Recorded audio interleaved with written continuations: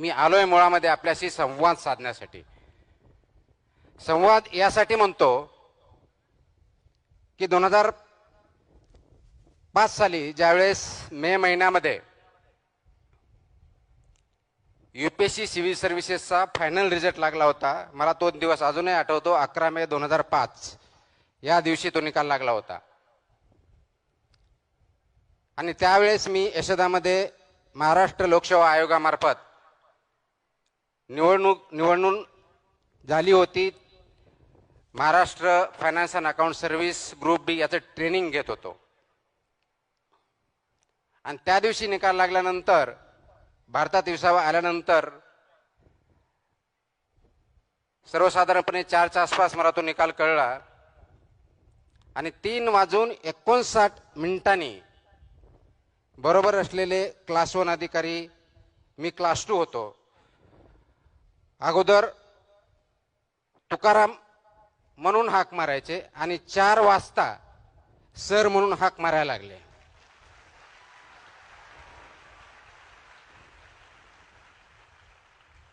सांगायचा मुद्दा एवढाच आहे की एका सेकंदामध्ये, एका क्षणामध्ये समाजाचा तुमच्याकडे बघण्याचा दृष्टिकोन 360 डिग्री चेंज होतो. ती ताकद विचारामध्ये असते, आचरणामध्ये असते आणि परिस्थिती बदलण्यामध्ये असते.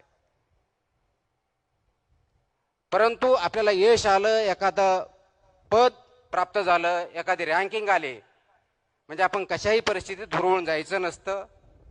आपला जो बेस आहे, आपले जे तत्व आहेत, मूल्य आहेत, याच्याशी कशाही परिस्थितीत कॉम्प्रोमाइज करायचं नसतं.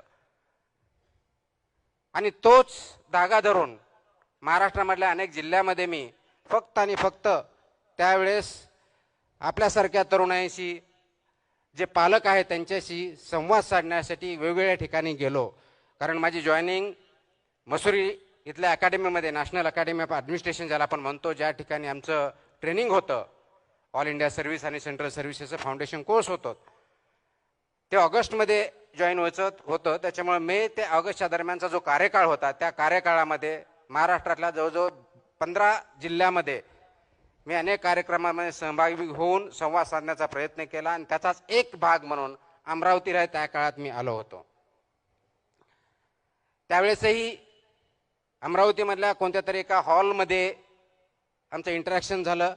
मला अजूनही आठवतं की त्यावेळेस मी पुण्याहून आलो होतो आणि पुण्याहून रात्री बसने बसून, ज्या प्रायव्हेट ट्रॅव्हलच्या बस असतात पुण्याहून नागपूरला जाणाऱ्या, पुण्याहून औरंगाबादला असतील तत्कालीन, पुण्याहून अमरावतीला असतील, त्यांनी आलो होतो.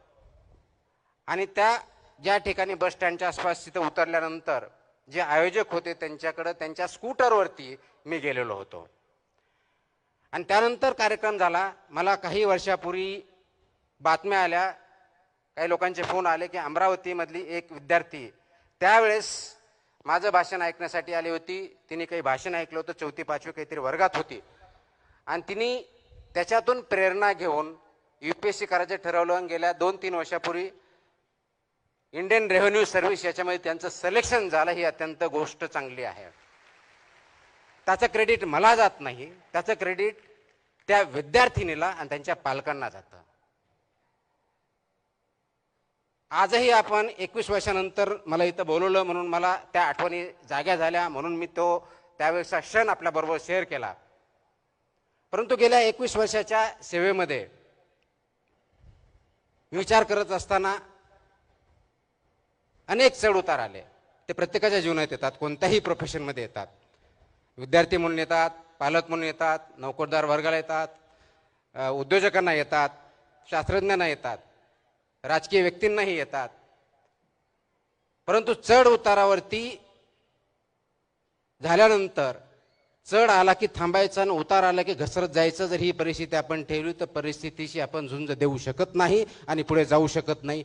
हा निश्चित मेसेज माझ्या 21 वर्षाच्या किंवा माझ्या टोटल वयाच्या जेवढे काय माझं वय झालेलं आहे त्या जीवनामध्ये मी पाहिलेलं आहे. आणि प्रत्येकाच्या जीवनामध्ये ज्यावेळेस चढ उतार येतात त्यावेळेस वाहत जायचं नसतं आणि वाहत जाणं हा सर्वात मोठा धोका आहे.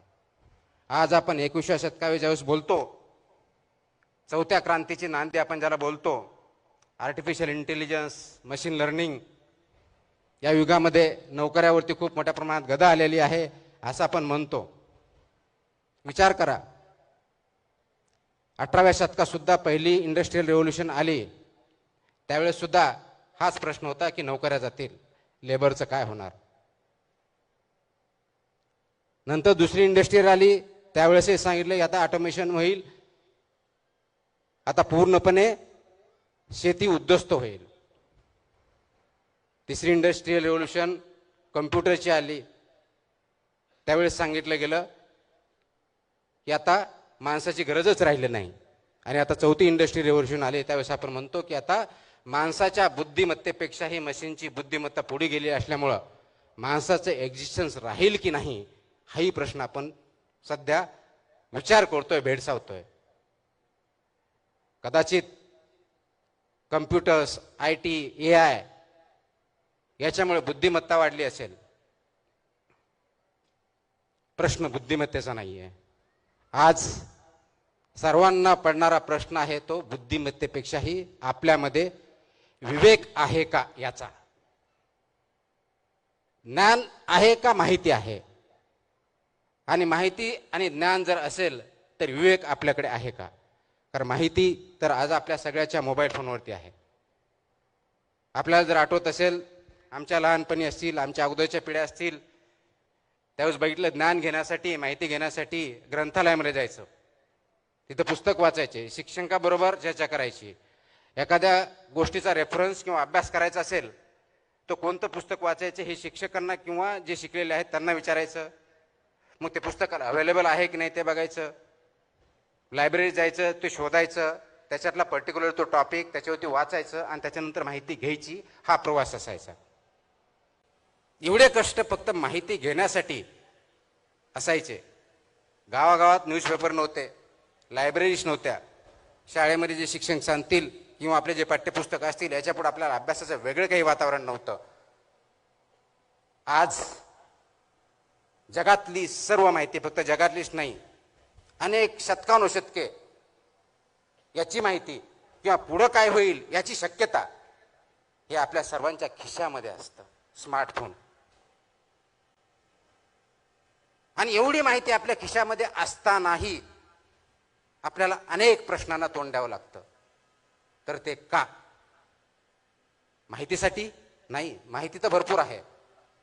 ज्ञानासाठी नाही, ज्ञान आपल्याला आपल्या गुगलवरती, मोबाईलवरती क्लिक केलं किंवा आता ChatGPT पासून AIचा वापर केला की ज्या सगळ्या प्रश्नाचे उत्तर भेटतात, मग ज्ञान पण भेटतं. मग अशा परिस्थितीमध्ये जन जी असतील किंवा आता नवीन जन अल्फा असेल किंवा त्याच्या अगोदरचे जनरेशन असेल, यांनी करायचं काय? तुमच्या माझ्यासमोर प्रश्न पडतो, यांच्या नोकऱ्या जातील. याच्या अगोदर 3 इंडस्ट्रियल रेव्होल्यूशन झाला, त्यावेळेस कुणाच्या नोकऱ्या गेल्या नाही, नोकरीचं स्वरूप बदललं. आजही तीच परिस्थिती आहे. आणि म्हणून ज्ञान घेण्यासाठी जी धडपड करावी लागत होती ती आता करण्याची गरज नाही, कारण ते तुमच्या पॉकेटमध्ये अवेलेबल आहे. माहिती गोळण्यासाठी तुम्हाला प्रयत्न करण्याची गरज नाही, कारण ते तुमच्या फिंगर टिप्समध्ये अवेलेबल आहे. मग माहितीची गरज नाही, ज्ञान गोळा करण्यासाठी आपल्याला कष्ट करावं लागत नाहीत. पण या मशीनमध्ये, AI मध्ये विवेक कुठं आहे? हा विवेक कुठेतरी लपून बसलेला आहे, कुठेतरी आढळून बसलेला आहे, आणि ते विवेकाची पोकळी निर्माण झालेली आहे. हा सर्वात मोठा प्रश्न आपल्या समोर आहे. इमॅजिन करा, रात्रीचे 11 वाजलेत, अमरावती असेल, नागपूर असेल, नागालँड असेल, मुंबई असेल, दिल्ली असेल, पॅरिस असेल, लाईटी बंद झाल्यात, सगळेजण झोपलेत, खेडेगाव असेल, आणि त्या बेडवरती तरुण मुलं मुली पडलेले आहेत. निळसर रंगाची छाप आपल्या चेहऱ्यावरती दिसते आहे, ते मोबाईल ओपन करून, आणि मोबाईलवरती आपला अंगठा चालू आहे स्क्रोल करण्यासाठी. इंस्टा असेल, फेसबुक असेल, ट्विटर असेल, स्क्रोल, हसतो, काहीतरी जोक असतो, स्क्रोल, राग येतो, अनएम्प्लॉयमेंट, स्क्रोल, कोणतरी नट येते, एकदम चांगलं श्रीमंत, मत्सर वाटतो. आईवडिलांसारखं येतो, त्याच्याकडे गाडी दिसते, कुटुंबावर बंगला दिसतो, प्रश्न पडतो मी कुठं आहे? माझा मार्ग तर चुकला नाही ना? मी कुठं कमी पडतोय? लगेच माझं कंपॅरिझन सुरू होतं. पुन्हा बरोबर, मोठ्या गाडी बरोबर, हिरो हिरोईन बरोबर, फोटो जे खूप चांगले आहेत, सुंदर आहेत, अत्यंत अट्रॅक्टिव्ह आहेत, त्याच्याशी कंपॅरिझन होतं. आणि त्या मोमेंटला आपल्यामध्ये न्यूनगंड सुरू होतो. आज सर्वात मोठा धोका तरुण पिढीला आणि आई वडिलांना सतावत असेल तर आत्ताच्या पिढीमध्ये तयार झालेला हा न्यूनगंड आहे. आणि सर्वात मोठा प्रश्न आपल्याला सोडवायचा आहे. मग याच्यावरती अनेक वेळेस बोललो तर जनजी आळशी आहे, मोबाईल शिवाय त्यांना कळत नाही, रिअल वर्ल्ड कळत नाही, यांना माणूस म्हणून जगण्याची आवश्यकताच वाटत नाही, ते वेगळ्याच विश्वात राहतात, अशा प्रकारचं क्रिटिसिझम केलं जातं. आणि ते मला वाटतं योग्य नाही. आपण डिजिटल युगात राहतो, मोबाईल पासून दूर जाण्याची गरज नाही, पण कुठेतरी चुकतोय, तो कुठं चुकतोय हे बघण्याची गरज आहे. आणि म्हणून गरज कशाची आहे तर ह्या युगामध्ये ज्यावेळेस तुम्ही स्क्रोल करता, ज्याच्यामुळे तुम्हाला न्यूनगंड तयार होतो, तर ते अंडरस्टँड करण्याची, अप्रिशिएट करण्याची गरज आहे. हा जो न्यूनगंड तयार झाला, तुम्ही कम्पेअर करताय कुणाशी? रील मधल्या असलेल्या हिरो हिरोईनशी, रील मध्ये असलेल्या फोटोशी. जो फोटो काढलाय सर्वात चांगला आहे, सुंदर आहे, तो एक फोटो रीलवर येण्याच्या अगोदर कमीत कमी 5, 50, 25 वेळेस क्लिक केलेला आहे, त्याला डेव्हलप केलेलं आहे, आणि फक्त चांगली बाजू, सर्वात चांगली बाजू आपल्या समोर आलेली आहे. ते 50 फेल झालेले प्रयत्न मात्र तुमच्या समोर आलेले नाहीत. अत्यंत चांगला विनोद आहे, त्याच्यावरती आपण हसतो, मनातून कळकळून असतो, पण तो तसा डायलॉग टाकण्याच्या अगोदर, डायलॉग बोलण्याच्या अगोदर, तो फेकण्याच्या अगोदर त्यांनी कधी 100-200 वेळा त्याची प्रॅक्टिस केलेली, वर्षानुवर्षे केलेले, ते फेलियर्स आपल्या समोर येत नाहीत. आपल्या समोर फक्त सक्सेस दिसतं. कदाचित त्याच भाषेत वेगळ्या पद्धतीने सांगायचं तर आज मी तुमच्या समोर एक वरिष्ठ संधी अधिकारी म्हणून दिसतो. मला बऱ्याच उपमा दिल्या गेल्या, मला वाटत त्याच्यातले कोणत्याही उपमेचं मी लायकी नाहीये, परंतु ज्यावेळेस मी यशस्वी झालो 2005, त्याच्या अगोदर पासून, म्हणजेच 1997, 1998, 1999 या 3 प्रयत्नामध्ये मी फक्त इंटरव्ह्यू पर्यंत पोहोचू शकलो होतो. यशाने अपयशाने खचून गेलो होतो. आणि म्हणून तुमच्या माझ्यासारखा विचार करताना हा मी विचार केला की नाही, आता 2000 आपण इंटरव्ह्यू झालो, सिलेक्शन नाही झालं, म्हणून आपल्या हातात काहीतरी असावं, म्हणून विचार करून परत एमपीएससी दिली 2000ची, आणि त्याचा फायनल रिझल्ट 2003ला लागला. 4 वर्षे त्याच्यामध्ये गेली. आज कदाचित त्याच्यावरती विचार होऊ शकतो की ते योग्य होतं, अयोग्य होतं. आणि मग 2003ला रिझल्ट लागल्यानंतर मधल्या काळामध्ये मी लेक्चरशिप पण केली, वेगवेगळ्या नोकऱ्या पण केल्या, आणि 2004चा अटेम्प्ट देऊन फायनल सिलेक्शन झालं. तर आज फक्त सक्सेस दिसतंय. याच्या पाठीमागचे फेलियर्स, अपयश, याचा अभ्यास आपण कधी करणार आहोत का? आणि ते अभ्यास जर केलं, कारण आज कदाचित माझा फोटो तुमच्या समोर येत असेल, तुम्ही बघण्याचा प्रयत्न करत असेल, मीडिया छापत असेल, काही व्यक्ती बोलत असतील, कुणी चांगलं बोलत असेल, कुणी वाईट बोलत असेल, तर यश याच्या अगोदर अपयश यायलाच पाहिजे याची गॅरंटी नाही, आवश्यकता नाहीये. पण अपयश आलं आणि तुम्ही जर माझ्याशी कम्पेअर करायला लागले, त्या हिरो हिरोईनशी कम्पेअर करायला लागले, बिलियनरशी कम्पेअर करायला लागले, आणि तो न्यूनगंड आला, आणि त्या न्यूनगंडावरून आपण चुकीचे निर्णय घेतले, तर ती मात्र शोकात्मिका या समाजाची ठरेल, तरुण वर्गाची ठरेल. आणि ती शोकात्मिका आपल्या सर्वांना होऊन द्यायची नाही, यासाठी हा संवाद करणार आपल्या समोर आलेलो आहे मी.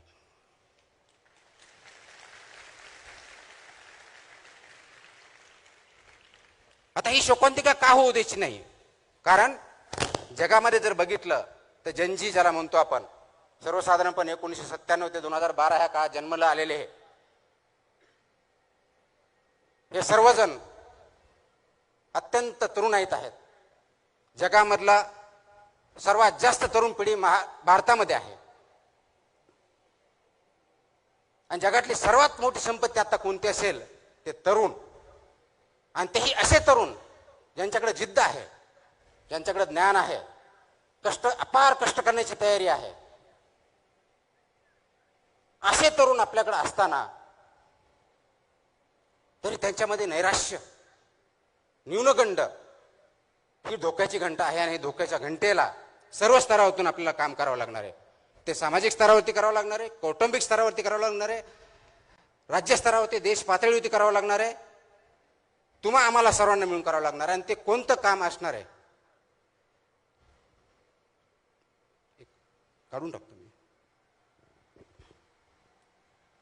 आवाज येतोय? हे जर करायचं असेल तर आपल्याला याच्यामधला विचार समजून घ्यावा लागेल.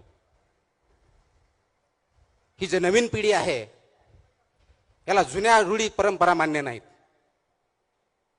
आपल्या काळात आई वडिलांनी सांगितलं उभं राहायचं, त्यांनी म्हणलं हे योग्य, ते मान्य करायचं, त्यांनी सांगितलं हे योग्य, मान्य करायचं. आजच्या तरुण पिढीला, विशेष करून जनजीला हे मान्य नाही. आणि त्याचं चुकीचं काहीच नाही, कारण आपण वास्तववादी असलं पाहिजे. डिजिटल युगामुळे जगातल्या चांगल्या वाईट सर्व गोष्टी आपल्या समोर आहेत. त्याच्यातल्या चांगल्या गोष्टीला प्रवृत्त करणं, चांगल्या गोष्टी अडॉप्ट करणं, वाईट गोष्टीपासून दूर ठेवणं हे आपलं कर्तव्य असणार आहे. आणि या तरुण पिढीला हायरार्की मान्य नाही आहे, उतरण मान्य नाही आहे, तो अमुक एक नेता म्हणून मला मान्य नाही. हे सर्वजण नेते आहे, यांच्यामध्ये लिडरशिपच्या सर्व क्वालिटी भरलेल्या आहे. गरज फक्त आहे त्यांना योग्य दिशा दाखवण्याची. ती दिशा दाखवण्यासाठी आपल्याला काम करावं लागणार आहे.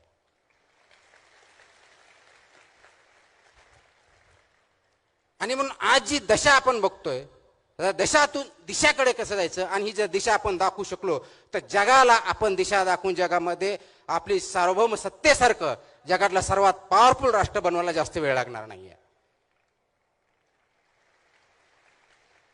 आणि ते करण्यासाठी दिशा कशी द्यायची? कुणी म्हणेल आम्हाला नोकऱ्या भेटत नाहीत. अग्रीड, नोकरीसाठी प्रयत्न केलेच पाहिजेत. नोकरीसाठी प्रयत्न करताना, कारण नोकरी भेटली म्हणजे फक्त तुम्हाला पगार भेटत नाही, त्या पगारावर तुम्हाला प्रतिष्ठा पण भेटते, स्टॅबिलिटी पण येते, विचार पण येतात. आणि सर्वात महत्वाचं त्या नोकरीच्या माध्यमातून असेल तुम्ही समाजाला कॉन्ट्रीब्यूट करणं, तुमच्या हातून चांगलं काहीतरी घडणं हे अपेक्षित असतं. त्यासाठी नोकरी आवश्यक असते. परंतु फक्त नोकरी एवढ्या पुरतं पाठिंबा न लागता नोकरी मागण्याबरोबरच नोकरी देणारे पण तयार होणं गरजेचं आहे. कारण ते सरकारी नोकरी असेल का प्रायव्हेटमध्ये, त्याला लिमिटेशन्स आहेत.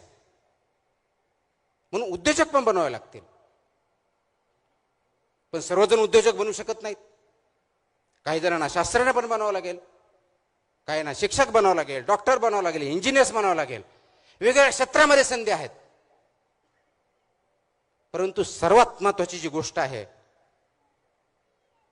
ती फक्त नोकरी देणं किंवा नोकरी तयार करणं एवढी नाही, तर समाजामध्ये विचार करण्याची प्रवृत्ती जोपासावी लागेल आणि वाढवावी लागेल. कारण आज फास्ट फॉरवर्ड स्क्रोलिंग, व्हॉट्सअप आलं की पुढे फॉरवर्ड करणं, या युगामध्ये आपण विचार करण्याचं थांबवलं आहे. तर विचार जो थांबवला आहे त्याला थांबवून विचार करण्याची प्रवृत्ती वाढीस घालावी लागेल. त्यासाठी आज आपल्याला विचार मंथन करावं लागेल आणि ते आपण सर्वांमध्ये बिंबवणं गरजेचं आहे. आपण जीवनामध्ये काम करत असताना, लहानपणापासून मोठे होत असताना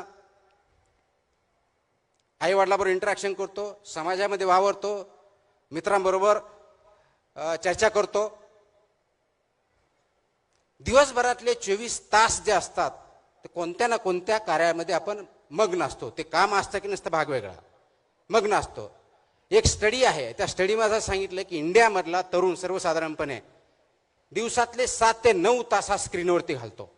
7 ते 9 तास. आता 7 ते 9 तास ज्यावेळेस स्क्रीनवरती घालतो, त्या स्क्रीनवरती एक स्क्रोल केल्यानंतर, एक अंगठाने एका बोटाने तुम्ही एक स्क्रोल केल्यानंतर किंवा फॉरवर्ड केल्यानंतर विचार करतो का की आज ज्या जोकवरती मी हसलोय त्याचा अल्गोरिदम ऑलरेडी तिथं टिपलं जात आहे. ज्या फोटोवरती मी नॉट लाईक म्हटलंय तो परत आपल्यासमोर येणार नाहीये. ज्याच्यावरती मी टीका केली आहे ते रोज रील्स मला परत भेटणार नाही आहेत. ज्याला मी लाईक केलंय ते सर्व माझ्यासमोर येणार आहेत. आणि हे 2-3 दिवस झालं की आपल्या मोबाईलवर फक्त आणि फक्त आपल्याला जे आवडतं तेच रील्स यायला, बातम्या यायला, स्क्रोल्स यायला चालू होते.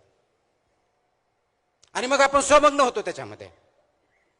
2 तासाचे 4 तास, 4 तासाचे 9 तास, 9चे 12 तास काय होतात कळत नाही.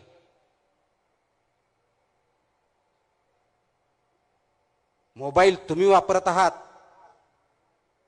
का तुम्हाला मोबाईल वापरतोय हा खरा प्रश्न आज आहे. स्क्रीन तुम्ही चालवत आहात का स्क्रीनच तुम्हाला चालवते याच्यावरती विचार करण्याची, थांबण्याची गरज आज आपल्या सर्वांमध्ये आलेली आहे. मला वाटतं तो जर विचार आपण केला तर अनेक प्रश्न गुंतागुंतीचे जे आपल्याला वाटतात ते सरसकट सुटू शकतात. आणि म्हणून यामुळे काय झालं, मला जे आवडतं ते मी ऐकतो, मला जे आवडत नाही ते माझे शत्रू होतात. विचार वैविध्य होत नाही. लगेच तंटे भांडणं व्हायला सुरुवात होतात. ज्यावेळेस विचार असतो त्यामध्ये विविधता असते. मला जे आवडतं त्याच्या व्यतिरिक्त कोणीही बोलला तो माझा शत्रू, मित्र दूरचा शत्रू, वादविवाद पण नाही. आणि आज आपण जर जगाचा इतिहास बघितला, अगदी शेकडो वर्षाचा बघितला, प्रत्येक वेळेस प्रत्येक शतकात वॉर झालेले आहेत. कधी दगडाने झाले, कधी तलवारीने झाले, कधी बॉम्बगोळ्याने झाले, वर्ल्ड वॉर झाले, केमिकल्सचे वॉर झाले. आत्ताही जगामध्ये काही ठिकाणी वॉर्स चालू आहेत. पण आज सर्वात मोठं अस्त्र आणि शस्त्र आपल्याकडे जर असेल जगामध्ये आणि ते वापरलं जात असेल युद्धाच्या भूमीवरती तर ते विचारांचं शस्त्र आहे. आणि तो विचार ह्या रील्सच्या माध्यमातून, अल्गोरिदमच्या माध्यमातून तुमच्यापर्यंत पोहोचवला जातोय. तुमचा डोपामाइन इन्क्रीज केला जातोय. आणि हे सगळं अल्गोरिदम सिलिकॉन व्हॅलीमध्ये ज्या कंपन्या बनवतात त्यांना 100% माहिती आहे. आणि त्या अनुषंगानेच हे अल्गोरिदम बनवलेलं आहे, ह्या रील्स बनवलेल्या आहेत. आणि त्याचा बळी तुम्ही आणि मी, आणि विशेष करून भारतासारखा देश ज्या ठिकाणी सर्वात जास्त तरुण मंडळी आहेत त्या ठिकाणी होतोय.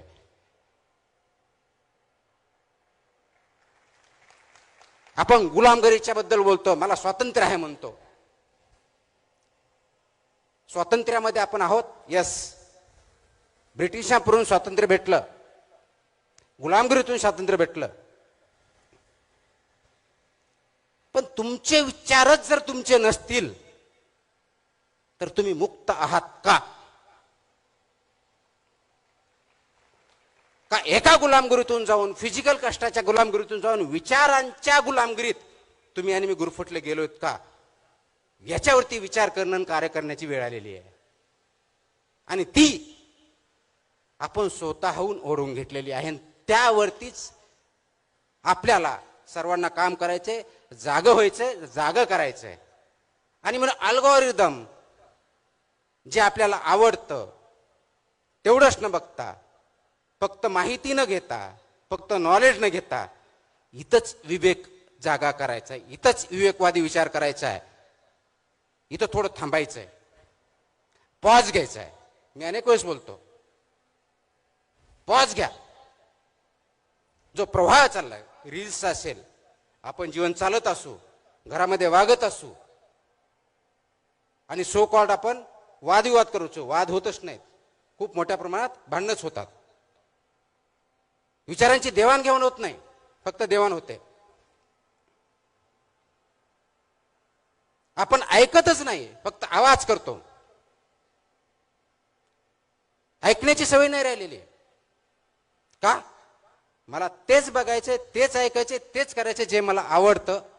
त्या गुलामगिरीत आपण जर फसलो आहोत तर त्याच्यातून बाहेर येण्यासाठी एकमेव मार्ग ज्ञानाच्या पलीकडे जाऊन, तो मशीनमध्ये नाही आहे, तो अल्गोरिदम मध्ये नाही आहे, तो AI मध्ये नाही आहे. आणि तो म्हणजे फक्त आणि फक्त विवेक हा आहे. आणि ते विवेकाची कास घेणं, कास धरणं आणि त्याच्यावरती चालणं ही अत्यंत महत्वाची गोष्ट आहे. महाराष्ट्र राज्याला खूप मोठा इतिहास आहे. या महाराष्ट्र राज्यामध्ये ज्यावेळी इतिहासाच्या बाबतीत बोलतो, संत परंपरा लाभलेली आहे, संतांचे विचार लाभलेले आहेत, खूप मोठ्या प्रमाणात समाज सुधारक होऊन गेलेले आहे. जगाला त्यांनी मार्ग दाखवला. महात्मा ज्योतिबा फुले, सावित्रीबाई फुले, शाहू महाराज, छत्रपती शिवाजी महाराज, डॉक्टर बाबासाहेब आंबेडकर, कित्येक नाव आपण घेऊ शकतो.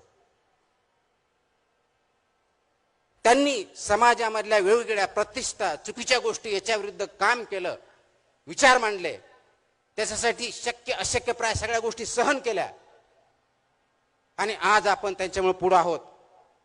परंतु त्यांनी दाखवलेल्या मार्गावरती आपण चालत आहोत का, हा विचार करण्याची वेळ तुमच्या माझ्यावरती आलेली आहे. गुलामगिरीचं आसूड हे पुस्तक वाचलं किंवा डॉक्टर बाबासाहेब आंबेडकरांचे अनाहिलेशन ऑफ कास्ट वाचलं किंवा शिवाजी महाराजांचं स्वराज्याचं स्वप्न बघितलं, महात्मा गांधींचं अहिंसा सत्य हे प्रिन्सिपल्स जर बघितले, याच्या किती प्रिन्सिपल्स होती, तत्वावरती आपण वाटचाल करत आहोत, हा प्रश्न प्रत्येकाने स्वतःला विचारायचा आहे. जयंत्या खूप साजरा करतो, विचार, कारण जयंत्या साजरा करण्यासाठीही फक्त फूल, त्याचे रील आणि रील फॉरवर्ड याच्या पलीकडे आपण जात नाही. पण त्यांचे विचार आचरणासाठी आपण काय करतोय, हा खरा प्रश्न आहे. आणि ह्या विवेकवादी होण्यासाठी आपल्याला थोडं थांबावं लागेल. आपला जो फ्लो चाललाय त्याला स्लो करावं लागेल. मलाही अनेक वेळेस असं बोललं जातं, खूप जणांनी बोलतात आणि चांगल्या भावनेतून बोलतात, तुम्ही प्रवाहाच्या विरुद्ध का नेहमी जाता. पाण्यात नदीत राहून मगरीशी वैर घ्यायचं नसतं, हाही मला सल्ला दिला जातो. आपण सिस्टमचा भाग आहेत, तर सिस्टमची वैर घेऊन तुम्ही काय करणार, बदल्यापेक्षा दुसरं काही भेटणार नाही, हेही मला सांगितलं जातं. आणि खरा प्रश्न तिथंच आहे. ना मी सिस्टमच्या विरोधात असतो, ना मगरीशी माझं वैर असतं, ना मला कुणाविरुद्ध काही भांडण करायचं असतं. माझा प्रश्न असतो की जो प्रवाह आहे, ज्या दिशेने चाललाय, ज्या वेगाने चाललाय, ज्या उद्देशाने चाललाय, तो योग्य आहे का अयोग्य आहे, याच्यावर आपण थोडं थांबूया. 10 सेकंद, 5 सेकंद, 15 सेकंद, 30 सेकंद एवढा विचार करूया. आपण करतो का? तुम्ही स्वतःला प्रामाणिकपणे आता एक प्रश्न विचारा. एक 10 सेकंद मी पॉज घेतो. तुमच्यापैकी किती जणांनी गेल्या 24 तासामध्ये, आय रिपीट, गेल्या 24 तासामध्ये स्वतःकरिता किती सेकंद दिलेले आहेत? I repeat my question. गेल्या 24 तासामध्ये स्वतःकरिता किती सेकंद दिलेले आहेत? आणि ज्यांनी खरोखर सेकंद दिले असेल त्यांनी मला हात वरती करून दाखव. किती हात आहेत? Not even 1%. Not even 1%. आणि स्वतःसाठी म्हणजे काय? पुढचा प्रश्न, विचार करण्यासाठी. स्वतःसाठी म्हणजे झोपण्यासाठी नव्हे, स्वतःसाठी म्हणजे भांडण्यासाठी नव्हे. आणि विचार कोणता? गेल्या 24 तासामध्ये माझ्यामध्ये, स्वतःमध्ये अशी कोणती वाढ झाली ज्याच्यामुळं मी स्वतःला माणूस म्हणून संबोधू? असा किती जणांनी प्रश्न विचारला? गेल्या 24 तासामध्ये मी असं काय केलं की समाजाला काहीतरी मी कॉन्ट्रीब्यूट केलं, कुणाची तरी मदत केली, कुणाचा तरी प्रॉब्लेम सॉल्व्ह केला, कुणाला तरी आनंदी केलं? का? मी सिनेमाला गेलो, मी बघितलं, मी खेळलो, हा स्वतःसाठीचा वेळ नाहीये. तुम्ही 24 तासामध्ये किती ग्रो झाला, विचाराने असेल, आचरणाने असेल, कॉन्ट्रीब्युशन आणि समाजामध्ये चांगला बदल घडवण्यासाठी असेल. किती जण प्रश्न विचारतात. आणि जर याचं उत्तर नसेल तर त्याचा अर्थ एवढाच आहे, तुम्ही माणूस म्हणून जगत नाहीत तर प्रवाहामधला एक ओंडका म्हणून जगत आहात. जिकडं वारं जाईल, जिकडं राहिलं त्या ठिकाणी काम करतायत.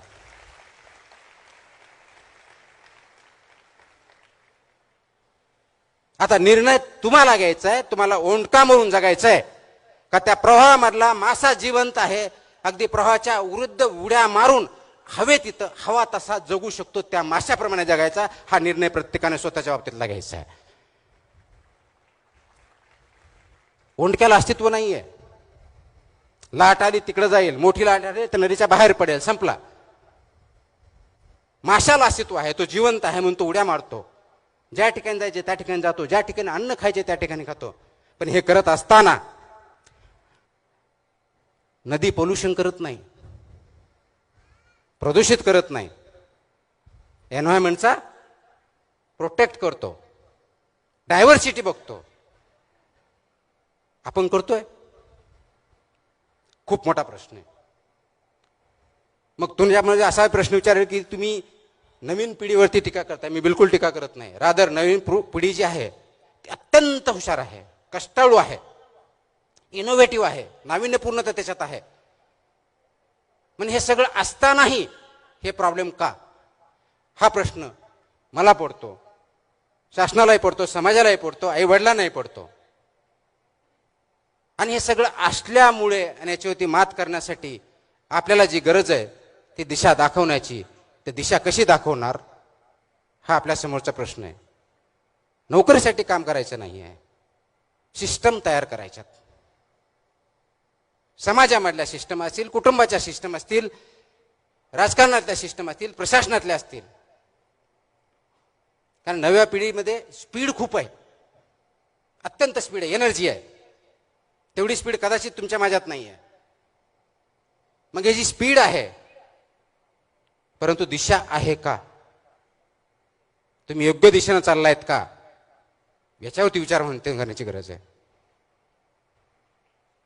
आणि ते दिशा नसल्यामुळे आपण भरकटून जातोय. तरी दिशा दिली पाहिजे. डिजिटल आहे, मोबाईल बंद करणं पर्याय नाही. फक्त मोबाईलवरती तुमचा कंट्रोल पाहिजे, मोबाईलचा कंट्रोल तुमच्यावरती नको, हे बघितलं पाहिजे. आणि हे जर करायचं असेल तर या नवीन पिढी ज्या संक्रमणातून जाते ते आपण ऍक्सेप्ट केलं पाहिजे. आज आपली तयारी ती आहे का समाजाची? मला वाटतं बऱ्याच अंशाचं उत्तर नाही असं आहे. आणि म्हणून प्रॉब्लेम निर्माण झालेला आहे. ही जी संक्रमण अवस्था आहे समाजाची आहे, ही संक्रमण अवस्था नव्या पिढीची आहे. त्यांना जे गोष्ट ध्येय गाठायचे आहेत त्यासाठी ते धडपड करतायत. ही एनर्जी जी आहे ती एनर्जी चॅनलाइज करायची आहे. कारण अनकंट्रोल ऊर्जा जी असते त्याच्यामधून स्फोट होऊ शकतो, पण ती जर कंट्रोल केली तर त्याच्यामधून पाहिजे ती एनर्जी ज्या उद्देशासाठी करायची ती आपण तयार करू शकतो. ही जी नव युवक आहेत, नवीन जनरेशन आहे, त्याला ती एनर्जी देण्याची, हे संक्रमण अवस्था जाणून घेण्याची आणि त्याच्यातून त्यांच्याबरोबर चालण्याची, त्यांच्या विचार समजून घेऊन पुढे जाण्याची गरज आपल्या सर्वांना आहे. आणि त्यासाठी आपण काम करणं गरजेचं आहे. हे करत असताना खूप मोठ्या प्रमाणात प्रश्न येऊ शकतात, अडचणी येऊ शकतात. आणि म्हणून जगामध्ये आता जर बघितलं तर बदलाचे वारे भयंकर आहेत. काही दिवसापूर्वी भारतामध्ये खूप मोठ्या प्रमाणावरती आंदोलन झालं. आणि मी आता जसं म्हटलो त्यावेळेस त्या जनरेशनला, ज्याला जनजी म्हणतो, त्यांना लिडरशिप अशी एक हायरार्की चालत नाही. प्रत्येक जण त्याच्यामध्ये लीडर आहे. का लीडर आहे? त्याच्या अपेक्षा आहेत, आकांक्षा आहेत, ॲस्पिरेशन्स आहेत. ते फुलफिल होण्यासाठी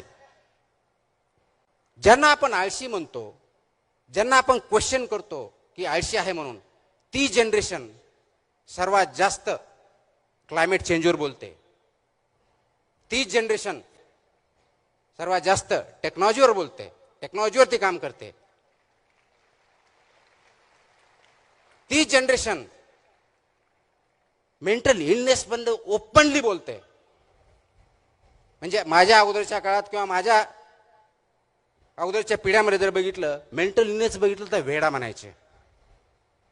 आज नवीन जनरेशनमध्ये तेवढं धैर्य आहे, तेवढं करेज आहे की आमचा मेंटल इलनेस आहे तो इलनेस नाही आहे, एखादी गोष्ट ऍक्सेप्ट करण्यासाठी जे करेल लागतं ते त्यांच्यामध्ये आहे आणि ते करेज आपल्या तुमच्यामध्ये करायचीच नसेल.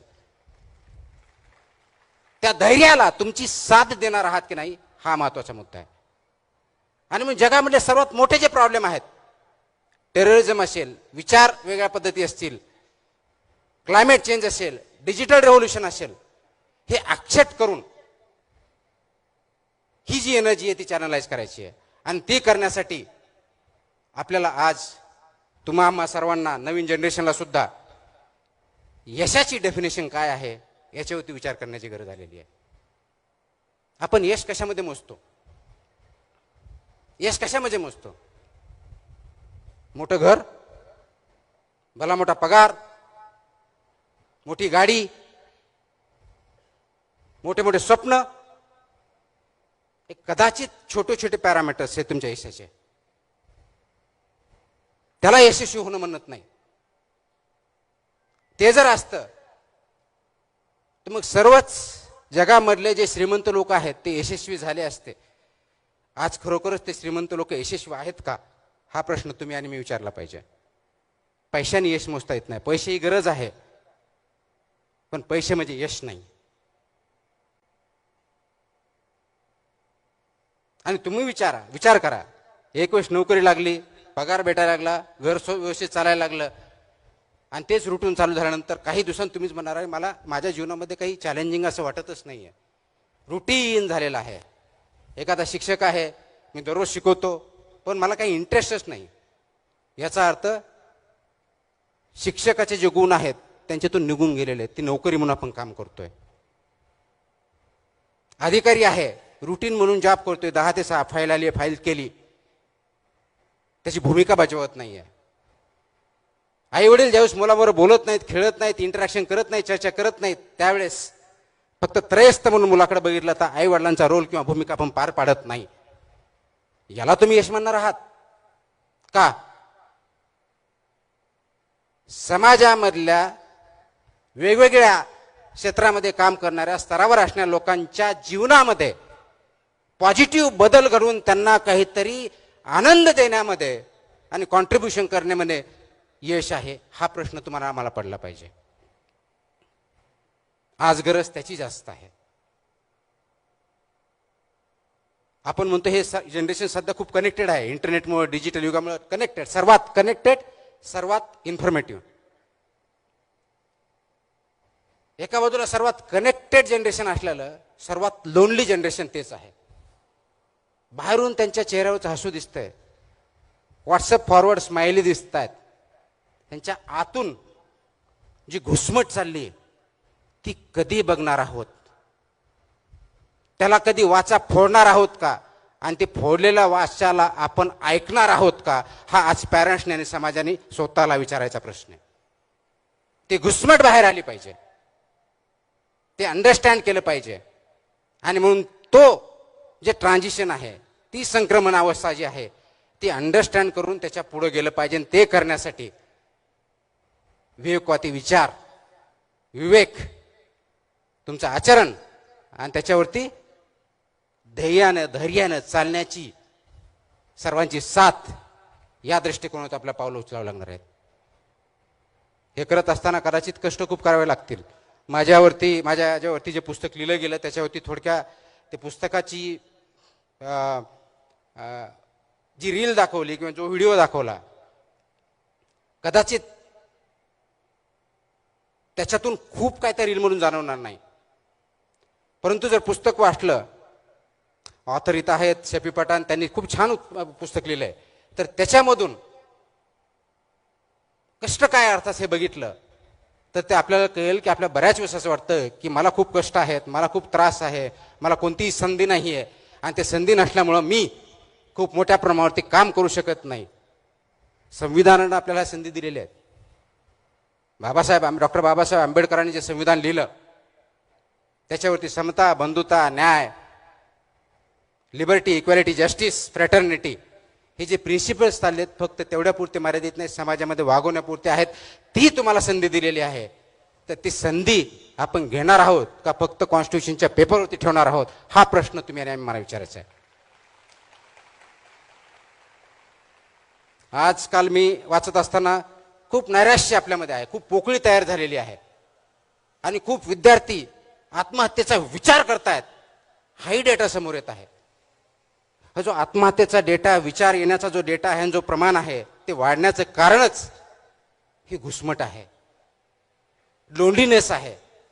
म्हणजे सर्वात कनेक्टेड जगात, डिजिटल जगात कंटिन्युअसली मोबाईलवर 7-7, 8-8, 10-10 तास रील करत असताना, चेहऱ्यावर हास्य आणि स्मित दिसत असताना लोनलीनेस कोण बघणार? तुमचा अल्गोरिदम नाही बघणार आहे. तुमचा खरा साथी, आई वडील, भाऊ बहीण, मित्र, पत्नी, पती कोणीतरी बघणार आहे.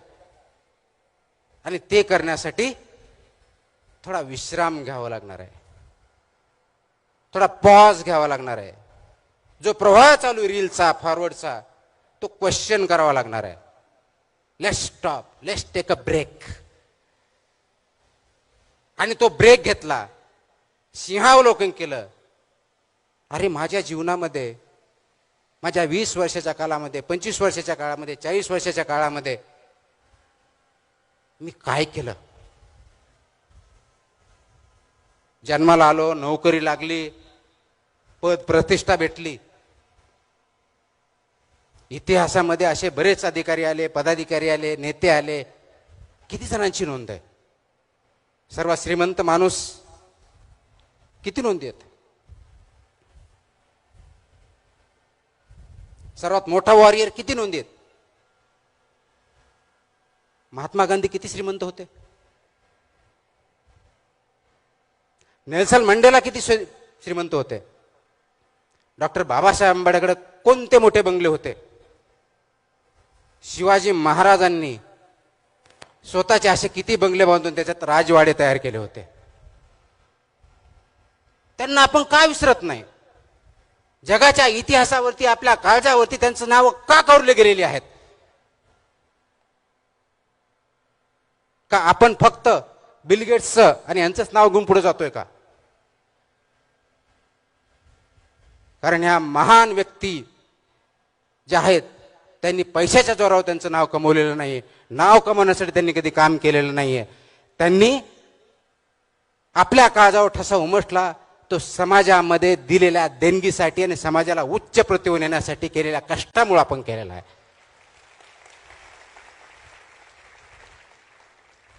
इमॅजिन करा, डॉक्टर बाबासाहेब आंबेडकरांनी आपल्याला लोकशाहीमध्ये प्रत्येकाला, ज्या कॉन्स्टिट्युएंट असेंब्लीने नेहरूपासून आंबेडकरांपर्यंत सर्वजण होते, सरदार पटेल होते, मौलाना अबुल कलाम आझाद होते, या सर्वांनी जे कॉन्स्टिट्यूशन आहे त्यांनी प्रत्येकाला तत्कालीन 21 वर्षानंतर 18 वर्षाच्या वर त्याला प्रत्येकाला मतदानाचा अधिकार दिला.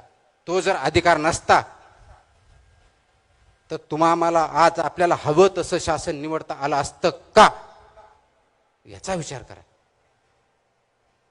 आणि आज त्याच लोकशाहीमध्ये, ज्याची खूप सोपी डेफिनेशन अब्राहम लिंकनजी केलेली आहे, government of the people, by the people, for the people. Simple, सगळ्यांना पाठ आहे, अगदी 4थीच्या मुलाला दिलं तरी पाठ आहे. पण त्याचा अर्थ कधीतरी समजून घेतलाय आपण?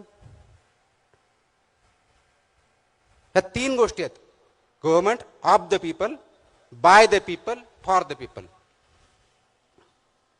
आता याच्यामधला ऑफ द पीपल 2 मिनिटासाठी आपण बाजूला ठेवूया. गव्हर्नमेंट बाय द पीपल म्हणून, म्हणजे निवडून देणारी जनता, ज्याच्यामधून लोकशाही, ज्याच्यामुळे आपण शासन निवडतो, ते लोक आतून खोकले असेल तर काय होणार? जे की बऱ्याच अंशी आज खरं आहे. आतला जो खोकलेपणा आहे ते मतदार आहेत, तो तुम्ही आणि मी आहोत.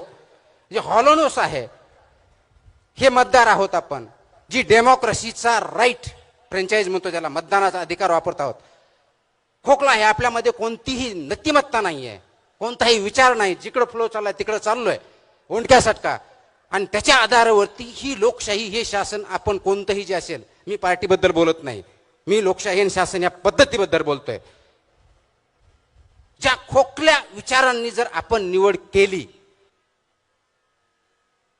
तर ते शासन, ती लोकशाही कुणासाठी असेल? तिसरा प्रश्न आहे, government of the people, by the people, for the people, त्या खोकल्या लोकांसाठीच असेल हे आपण का सविस्तरपणे विसरत आहोत, हा प्रश्न आपण स्वतःला विचारायचा.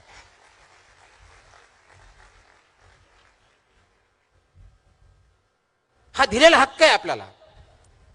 आणि लोकशाही म्हणजे फक्त मतदार नव्हे.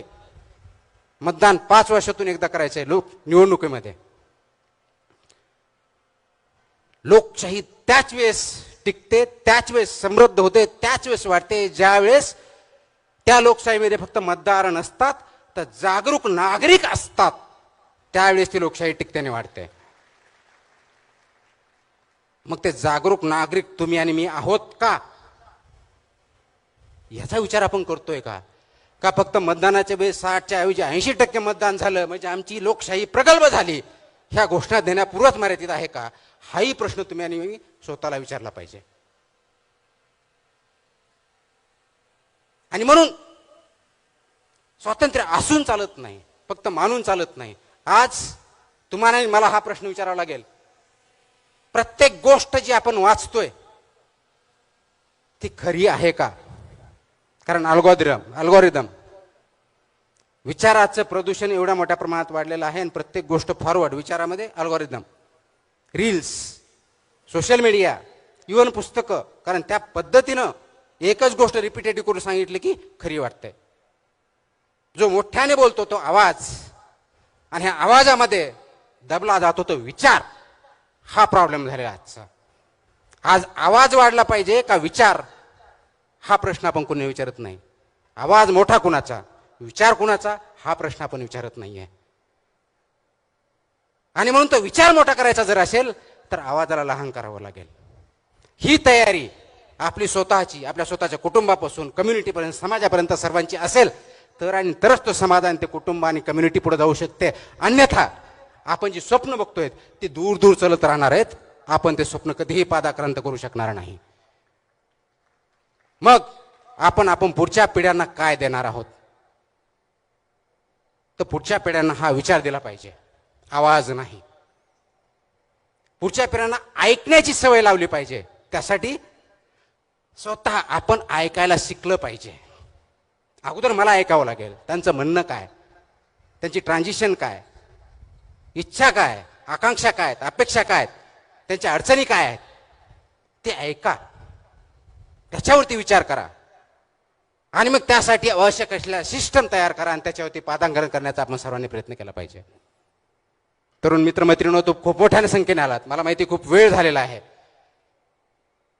मला आता सांगण्यात आलं की जी स्पर्धा घेतली त्यासाठी कोल्हापूरची मुलगी, लातूरची मुलगी प्रथम आली. ती तिच्या आईवडील सहित इथं लातूरहून इथं आलेली आहे आणि त्यांना बक्षीस फक्त सर्टिफिकेट देणार आहेत माझ्या माहिती, आणि पुस्तकाच्या पेक्षा वेगळं काही नाही. हा विचार जर तिला घेऊन येत असेल तर त्याच्यापेक्षा दुसरा विचार करण्याची आवश्यकता नाही. हे महत्वाचं आहे.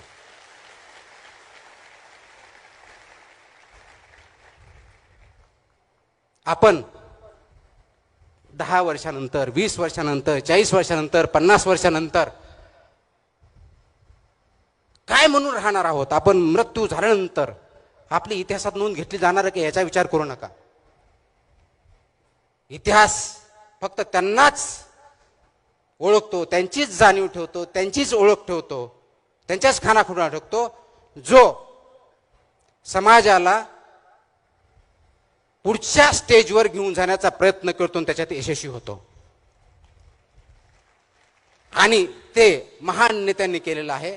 समाजामधल्या, भारतातल्या, महाराष्ट्रातल्या, जगातल्या, आणि ते नेण्याचं काम विवेकाने केलं आहे. ज्ञानेश्वर महाराजांनी, संत ज्ञानेश्वर महाराज यांनी ज्ञानाचं कनेक्शन विवेकाशी लावलं.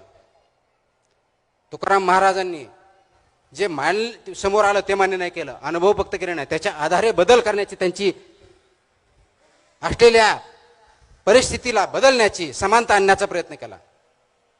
शिवाजी महाराजांनी नैतिकता जोपासली आणि स्वराज्य ही संकल्पना सर्वात अगोदर शिवाजी महाराजांनी दिली. डॉक्टर बाबासाहेब आंबेडकरांनी सामाजिक न्यायाची घोषणा केली. पण हे सगळं करण्याच्या अगोदर त्यांच्या मनात तो विचार आला आणि त्या विचारावरती त्यांनी काम केलं, म्हणून हे त्यांना शक्य झालं. 21व्या शतकातला भारत समाज किंवा स्वतः तुम्ही आणि तुमची पिढी, तुमचे मुलं हे घडवायचे जर असतील तर प्रथमतः गरज काय असेल तर तुमच्यामध्ये तो विचार येण्याची, त्याच्यावरती रुजवण्याची आणि त्याच्यावरती काम करण्याची ही तयारी तुमची, माझी, समाजाची आणि नवीन जनरेशनची आहे का, हा प्रश्न तुमच्या समोर आहे. आणि ही जर विचार करण्याची प्रवृत्ती नसेल, रुजवण्याची साठी प्रयत्न करणार नसाल, याच्यामध्ये सहभागी होणार नसाल, तर आपण जो जगामधला सर्वशाली देश बनण्याचं स्वप्न बघतोय ते तर दूर राहा. आपण स्वतःही कुटुंबही तेवढं सर्वशाली, महान किंवा शक्तिशाली होणार नाही. ही क्लिअर कट अधोरेखित करण्याची गोष्ट आहे. आणि म्हणून त्या दृष्टीनं काम करण्यासाठी आज आपल्याला काही गोष्टी मान्य कराव्या लागतील, त्याच्यावरती काम करावं लागेल. आणि ते सर्वात महत्वाची माझ्या दृष्टिकोनातून जी गरज आहे ती समाजामध्ये नैतिकता या गोष्टीची आहे. नैतिकता जोपर्यंत वाढत नाही, नैतिकता जोपर्यंत अंगीकारत नाही, तोपर्यंत त्या समाजाचा, त्या कुटुंबाचा, त्या कम्युनिटीचा जगात कधीच उद्धार झालेला नाही. असे अनेक उदाहरणं आतापर्यंत आहेत. ती नैतिकता म्हणजे काय? नैतिकता फक्त ज्यावेळेस कन्व्हिनियंट होईल त्यावेळेस वापरायची आणि बाकीच्या वेळेस खुंटीला टांगून ठेवायची, ती नैतिकता नसते. नैतिकता ती असते ज्यावेळेस तुम्ही खरोखर अडचणीत असता त्यावेळेस सुद्धा ते प्रिन्सिपल, ते व्यक्ती, ती व्हॅल्यू, त्याची गाठ तुमच्या बरोबर राहते, तुम्ही सोडत नाहीत, त्याला नैतिकता म्हणतात. आणि म्हणून मला अनेक वेळेस सांगितलं जातं की तुम्ही असं केलं असतं तर आणखी असं काही करता आलं असतं.